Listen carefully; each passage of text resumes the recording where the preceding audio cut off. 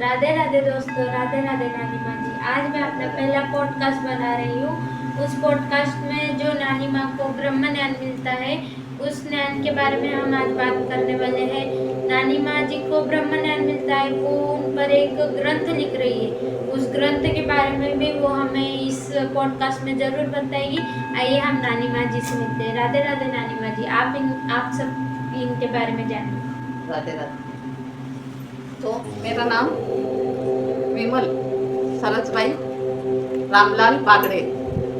ये मेरे माँ का नाम सरसभाई, मेरे पिताजी का नाम रामलाल और सरनेम बागड़े, और मेरे ससुराल का विमल दिलीप राठौड़। ये मेरे ससुराल का नाम।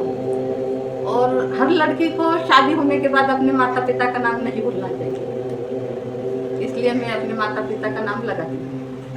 तो अब मैं एक ग्रंथ लिख रही हूँ। ग्रंथ का नाम है सतयुग की स्थापना। और इस ग्रंथ के लिए मुझे बचपन से ज्ञान की प्राप्ति होती है, लेकिन एक 1995 1995 तब मुझे अपने अंदर से एक ऐसी आवाज आई कि तुम्हारा जन्म सतयुग की स्थापना के लिए हुआ है। मैंने सोचा ये सतयुग की स्थापना क्या है, ऐसी आवाज क्यों आई, क्या हुआ मुझे। मैं चौंक गई। फिर ये कंटिन्यू चालू था, रोज जैसे कोई मुझे समझा रहा है, पढ़ा रहा है अंदर से। तो मेरे समझ में कुछ नहीं आया। मैंने अपने पति से बताया, मुझे ऐसी कैसी आवाज आ रही है, क्या हो रहा है। मेरे पति ने कहा ये तुम्हारे मन का भय है।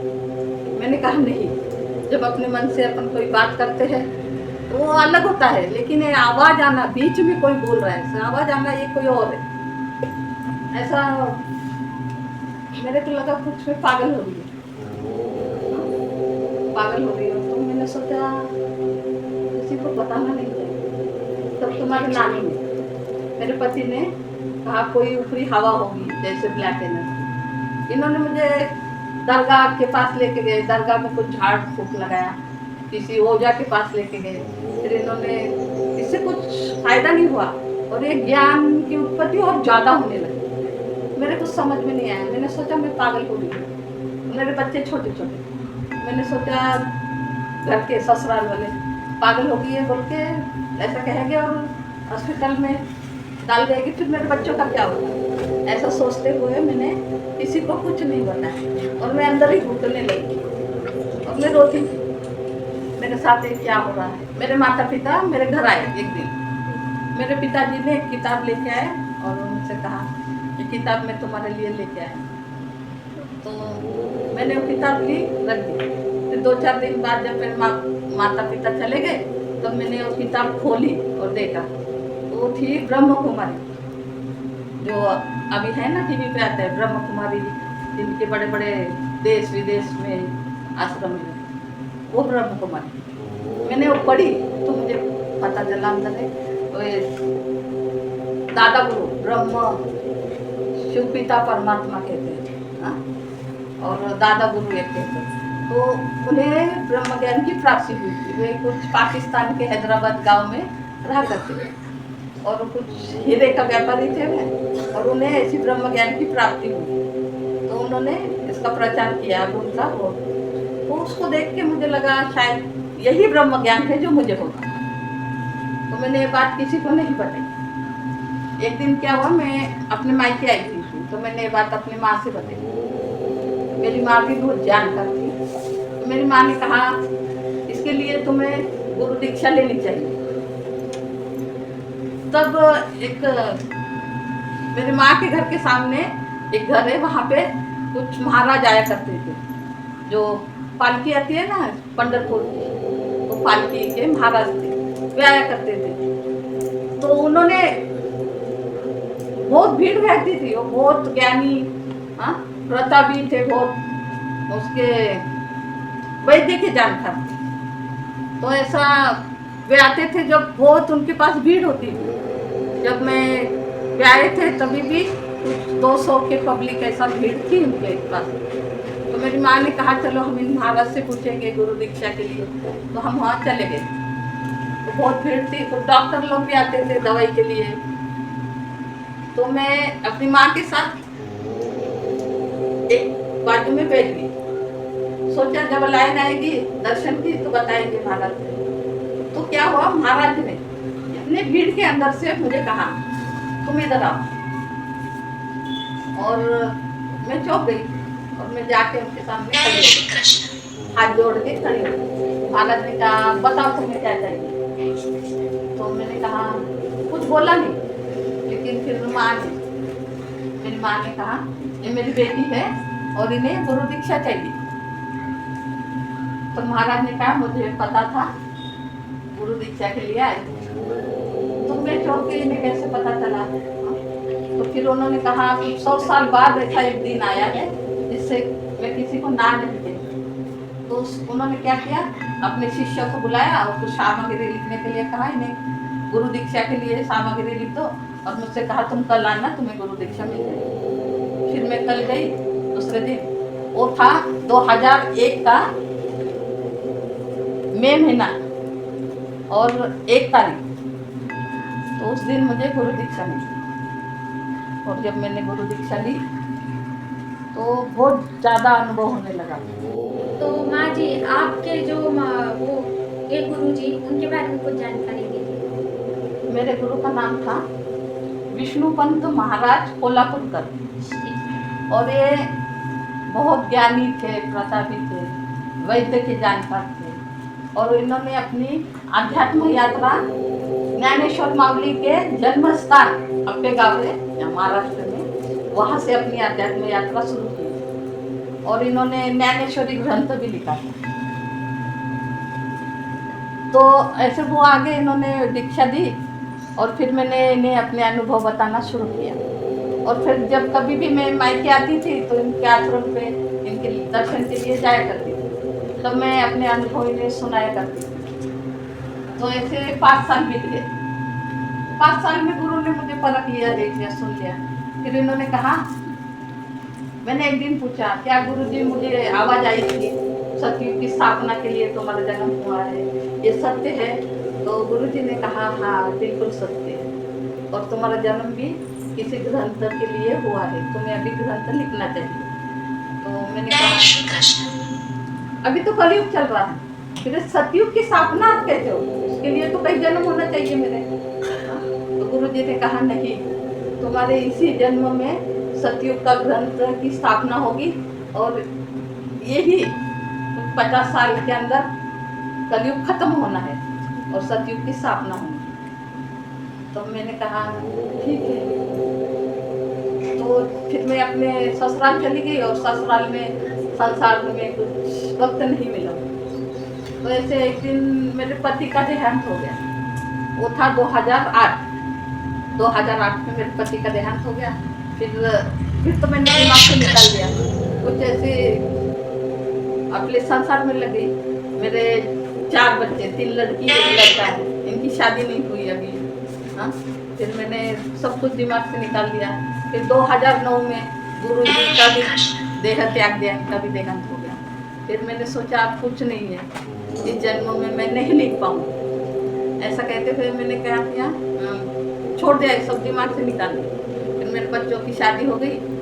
तो मेरे बड़े दामाद, इन पर भी नवनाथों की कृपा है, और इनके भी बहुत सारे अनुभव है। इन्हें भी कुछ ऐसे अध्यात्म अनुभव बहुत होते हैं। तो इनके सपने में एक दिन आया, मैंने एक ग्रंथ लिखा है। मैंने उन्हें ग्रंथ के बारे में कुछ नहीं बताया था, फिर भी इनके सपने में आया। इन्होंने कहा माँ जी ऐसा सपना आया है, तुमने ग्रंथ लिखा है, और कह रहे अमित, मैं इसका नाम क्या रखूं? अमित उनका नाम, मेरे जब तो मैंने कहा ये तो गुरुजी ने मुझे कहा था ग्रंथ लिखने के लिए, तुम्हारे सपने में आया है तो शायद मुझे लिखना चाहिए। और फिर इतना मैंने सोचा नहीं उसके बारे में। फिर क्या हुआ, एक दिन मेरे सपने में एक कोई संत जैसा आया, और इन्होंने कहा सपने में कुछ उद्देश्य दिया है, लेकिन मैं वो तो भूल गई है क्या है, क्या उद्देश्य दिया है। लेकिन उनकी शक्ल मेरे ध्यान में रही। फिर वहाँ से 1 साल बाद मेरी छोटी देवरानी, तुम्हारी छोटी नानी, वो आई एक दिन, उन्होंने कहा दीदी देखो टीवी में कोई मारा जा रहा है और ये बहुत दिव्य है और इन्हें पर्ची निकालते हैं, देखना इनका। तो मैंने एक दिन टीवी में देखा, वो थे धीरेन्द्र कृष्ण, जो अभी टीवी पे आते हैं, बागेश्वर धाम के पीठाधीश धीरेन्द्र कृष्ण शास्त्री। तो मैंने देखा अरे 1 साल पहले यही तो मेरे सपने में आए थे और इन्होंने कुछ मुझे दिया था। तब मैं इनका देखने लगी टीवी पे। फिर एक दिन मेरी बहन का फोन आया, हो गई थी बागेश्वर धाम, और उसने कहा तुम्हें गुरु दीक्षा लेनी है क्या, गुरुजी दीक्षा ले रहे हैं। तो मैंने कहा देखूँ। तो फिर मैंने अपने गुरु का ध्यान किया और कहा गुरुदेव ये कौन से संकेत है, क्या है। तब मेरे सपने में गुरुजी ने मुझे कहा तुम्हें दीक्षा ले लेनी चाहिए। और मैंने दीक्षा लेने से पहले एक बार और सपने में आए बागेश्वर धाम गुरु धीरेन्द्र कृष्ण, और उसने कहा, उन्हें भी वही कहा तुम्हारा जन्म किसी खास उद्देश्य से हुआ है और ग्रंथ की तुम्हें स्थापना करनी है। तो मैंने कहा इन्होंने भी वही बात की जो गुरुजी ने कहा था, और मेरे दामाद के सपने में भी आया और सबसे पहले मेरे अंदर से आवाज आई। तो ये कुछ बात है। तो मैंने अपनी दीदी से कहा हाँ मुझे दीक्षा लेनी है। तो फिर मैं बागेश्वर धाम पहुंच गई। उसमें भी बहुत कठिनाई आई जाने में, लेकिन पहुंच गई। तो 2023 में बागेश्वर धाम पे मुझे 3 तारीख गुरु पूर्णिमा के दिन गुरु दीक्षा मिली, रात के 2:30 बजे धीरेन्द्र कृष्ण। और इस तरह उनसे गुरु दीक्षा ली। मेरे पहले गुरु है साक्षात महादेव। तो जब मैंने महादेव को गुरु माना था तो इन्होंने मुझे सपने में मंत्र दिया। और दूसरे गुरु हुए मेरे विष्णुपंत महाराज, और इनकी आज्ञा से मैंने धीरेन्द्र कृष्ण को गुरु दीक्षा दी। इस तरह 3 गुरु, और माता पिता तो गुरु होते ही हैं। तो ऐसे फिर मैं अभी मेरे सब संसार से मुक्त हो गई हूँ। मेरे बच्चों की शादी हो गई, मेरे बच्चे भी बड़े हो गए। तुम्हारे ये मेरी छोटी लड़की की बड़ी बेटी। तो ऐसे अब मैं तो सब संसार से मुक्त हूँ। तो मैंने सोचा कि ना अब मैं ग्रंथ की रचना करना चाहिए। इसलिए मैं ग्रंथ लिखना चाह रही थी, लेकिन कैसे लिखूँ, क्या लिखूँ। जब मैंने बाबा भोलेनाथ को, शिव पिता परमात्मा कहती, मैं उनसे दीक्षा ली थी, मैंने उन्हें गुरु माना था। तब उन्होंने मुझे 2 किल्ली दी थी, सबने चाबी, किल्ली कहते हैं चाबी। 2 चाबी दी थी और कहा था एक राजस्थान में एक देवी है, वहाँ जाना है तुम्हें, और वहाँ से तुम्हें ज्ञान की जो दिव्य ज्ञान, अभी ब्रह्म ज्ञान प्राप्त हो रहा है, लेकिन वहाँ जाने से दिव्य ज्ञान प्राप्त होगा और इससे तुम्हें ग्रंथ की रचना होगी। तो मैंने अपने दामाद से बताया 2 चाबी का मतलब क्या है। तो मेरे दामाद ने, उनके सवारी आती है नवनाथ की, साक्षात नवनाथ आती, उन्होंने ऐसा मेरे माथे पे हाथ रख के कुछ मंत्र किया। तो मुझे लिखने की प्रेरणा मिली। इससे पहले मैंने कभी ग्रंथ नहीं लिखा, और फिर वहाँ से मैंने ग्रंथ लिखना चालू किया। लेकिन मेरे गुरुजी ने, विष्णुपंत महाराज ने कहा था जो तुम्हें आवाज आई है ये सत्य है, सतयुग तो अब आना है। तो मैंने कहा नहीं, कलयुग तो कोई कहते हैं वो 4,32,000 है उसकी उम्र ऐसा। तो गुरुजी ने कहा नहीं, गुरुजी ने गणों की, युगों की गणना करते हुए कहा अभी कितने साल का बाकी है, कितने साल का उसकी उम्र है, कलयुग की कब खत्म होगा। तो ये मैंने अपने ग्रंथ में लिखा है। तो गुरुजी ने ऐसा बताया, और गुरुजी ने कहा तुम्हें ग्रंथ, मैंने कहा था मैं कहाँ से स्टार्ट करूँ। तो गुरुजी ने कहा था देखो, जब महादेव ने गणपति की अपने त्रिशूल से अपना सिर अलग कर दिया, तब महादेव को क्या पता नहीं था ये माता गौरी के पुत्र है, वो तो त्रिकालदर्शी है महादेव। तो हर लोगों के मन में सवाल आता है, जब महादेव त्रिकालदर्शी है तो इन्हें पता होना चाहिए था गणपति कौन है। तो ऐसा कैसे हुआ। तो इसके बारे में मुझे अपने गुरु ने बताते हुए कहा था, नहीं महादेव को सब कुछ पता था, फिर भी उन्होंने बताया। तो क्यों आया? और गणेश होने से पहले कौन थे? और इनको कौन थे? हाँ, तो मैंने अपने ग्रंथ में लिखा है इनके बारे में।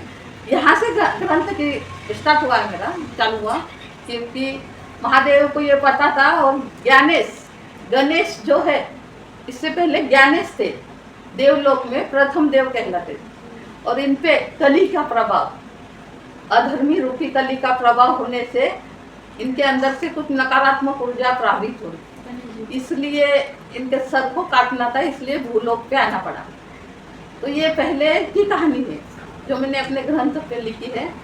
ऐसे बहुत से प्रश्न हैं किसी के लोगों के मन में आता है, जैसे महादेव जो शिव भक्त है वो कहते हैं सब कुछ सृष्टि महादेव से उत्पन्न हुई है। जो विष्णु भक्त है वो कहते हैं समस्त सृष्टि विष्णु नारायण से प्रकट हुई है। जो देवी दुर्गा के भक्त है वो कहते हैं समस्त दुर्गा से प्रकट हुआ है। तो ये क्या है? ये सृष्टि किससे उत्पन्न हुई है और ये तीनों कौन है? ये मेरे ग्रंथ में है। तो मेरे ग्रंथ का मतलब ऐसा है, पहले प्रथम चरित्र में सृष्टि की उत्पत्ति कैसे हुई, और इस सृष्टि की उत्पत्ति के साथ ही कली की उत्पत्ति हुई, कैसे हुई, कौन है ये कली, और इसका प्रभाव समस्त देवलोक पे कैसा हो गया। फिर समस्त देव को धरा पे, भूमि पे जन्म लेके आना पड़ा, किसी को अवतरित होके आना पड़ा, और वो कली का प्रभाव कम करके नष्ट करना पड़ा यहाँ जन्म लेके, फिर वे देवलोक को गए प्राप्त हुए। तो इस तरह देवी लक्ष्मी का भी एक अध्याय आता है अपने इसमें। देवी लक्ष्मी पे इनका प्रभाव हुआ, ज्ञानेश पे प्रभाव हुआ, ब्रह्मदेव, तो समस्त देवलोक पे भी कली का प्रभाव हुआ, और फिर भूलोक पे भी हुआ। भूलोक पे तो बड़ा आसानी से हो गया, लालच, कली का शस्त्र लालच, और ये लालची लोग, ठीक है। फिर क्या हुआ? कली के प्रभाव से समस्त देवलोक ने अपने को कैसे पृथक किया, इस तरह मध्यम चरित्र में आएगा। प्रथम चरित्र में सृष्टि की उत्पत्ति के साथ कली की उत्पत्ति हुई। मध्यम चरित्र में समस्त देवों ने अपने को कैसे कली से छुड़ाया, और उत्तर चरित्र में आएगा इसी तरह समस्त मानव जाति को, हमको कली के प्रभाव से कैसे बचना चाहिए, और फिर कली के प्रभाव से बच के सतयुग के लिए कैसे तैयार होना चाहिए। ये मेरे ग्रंथ का उद्देश्य है। और इसमें मैंने कलयुग की गणना करते हुए कहा है कली कितने साल का बाकी है और इसकी सही उम्र क्या है। तो क्या है कली की सही उम्र? अब इसका एक अलग पॉडकास्ट बनाना होगा, इसकी लंबी एक कहानी है, एक पूरा अध्याय है इसका, तो ऐसा थोड़े में कहने से तो समझेगा नहीं, उसके लिए 1 घंटे की वीडियो हो जाएगी, इसलिए इसका एक अलग पॉडकास्ट होगा। अगले पॉडकास्ट में जरूर बात करेंगे इस बारे में। तो तुम अपना तो ये जो है कली के बारे में, कली की उम्र, ये हमें नानी माँ जी अगले पॉडकास्ट में ज़रूर बताएगी। इस पॉडकास्ट के लिए तो आप सब है, और अगले पॉडकास्ट के लिए ज़रूर रहिएगा, हमें फॉलो सब्सक्राइब ज़रूर कीजिए आपको, ताकि हमारी अगली वीडियो भी देखने मिले इसलिए। और नानी माँ का जो ब्रह्म ज्ञान उन्हें मिल रहा है उनसे हमें और जानकारी मिले, और जो लोगों के मन में कुछ प्रश्न उठते हैं उस प्रश्न के आंसर हमें जल्दी मिलने वाले हैं नानी माँ की ग्रंथ से। ज़रूर हम इस ग्रंथ के बारे में और जानकारी लेने के लिए वो करेंगे। नानी माँ जी हमें और जानकारियाँ ज़रूर देगी, है ना? जरूर। धन्यवाद।